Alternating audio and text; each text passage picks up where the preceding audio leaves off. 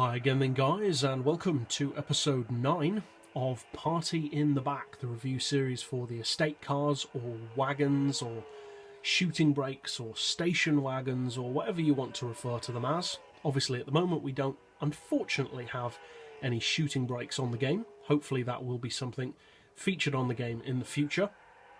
But in this episode we are featuring the only Lexus wagon currently featured on the game. You can buy it from the Lexus dealership, and if I remember correctly there is also a Toyota version.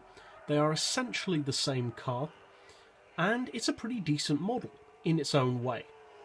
Now, to clarify, this isn't the most amazing of estate cars, but I don't think many people would expect it to be. The Lexus IS200 or the IS300 is a very capable, low-level sports saloon with a relatively compact size that offers the classy look of a European or American executive saloon with the quality of a Japanese saloon. So when they turned that into an estate version, gave it a bigger engine, more power and a sporty name, you can understand why people would like that car and why it would be a good all-rounder. But what about as a performance car? Because obviously in real life, things involved in making a good car aren't exactly the same as on the game. Well, in some ways it's a good car, in some ways it doesn't really deliver, or it's made to not be able to deliver fully on its true potential, and that's a shame, because the car really does have potential. For a start, the engine is larger than that in the IS200, and I think in the IS300, if I remember correctly. I haven't checked, I may be wrong about that part though. But the engine is a 3 litre, and it's naturally aspirated. And that's the unfortunate part, because usually, especially in exotic vehicles, I would consider naturally aspirated vehicles to be good. I don't consider that to be a downside at all. I consider that to be a great thing. Cars like the Pagani Zonda, which do fantastic work from a naturally aspirated engine. On these more mainstream level performance cars though, naturally aspirated engines don't always deliver as much spec as you may hope, and unfortunately that is the case with this model. Funnily enough, in a very similar way to the Subaru Legacy, which features also a 3 litre naturally aspirated engine. Both of those cars don't really live up to the potential of those engines because we're not allowed to turbo or supercharge them, and that's a real shame because this car definitely has that potential. Fully tuned, it puts out just under 390 horsepower, so with a turbo or a supercharger it could easily put out 450, maybe even 500, based on how powerful the IS200 and IS300 saloons are. It also puts out 335 pound-feet of torque, which is pretty decent and not too surprising for a slightly larger capacity engine.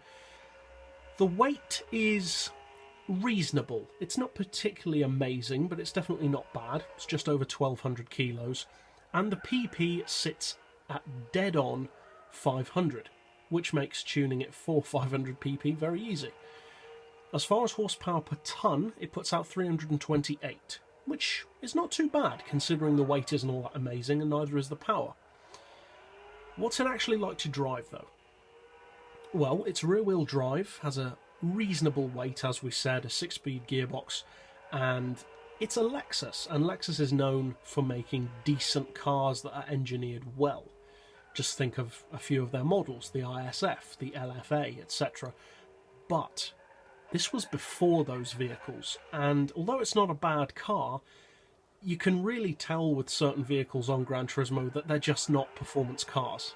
They may be badged as performance cars, and in the real world they may feel fast, but on the game they just don't deliver as much as some of their counterparts. If you were to put this up against, for instance, an Impreza wagon, even if you detuned the Impreza to the same level, it would probably still beat this car, because although it has the spec, it's more about the driver knowing that they have the spec rather than ever intending to actually use it. It's just that kind of car. It's got power if you need it, but it's not designed for lap times, which is an inherent problem considering it's a racing game.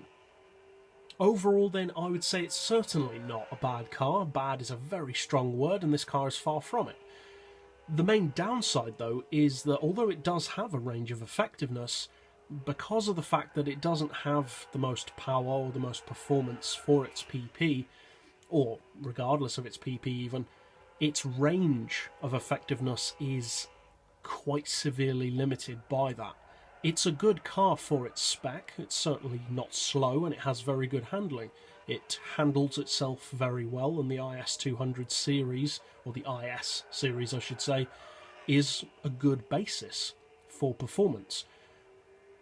But overall, I would have to say it's not really competitive enough to be considered over any of the other cars in the series, apart from perhaps the Volvo so far. But for 27,000 credits, it's certainly not a waste of money, and if you're looking for something that you don't already own, perhaps a new project or an alternative, you may want to consider this one. So, that's it for this episode. I'll see you guys next time, and as always, thanks for watching.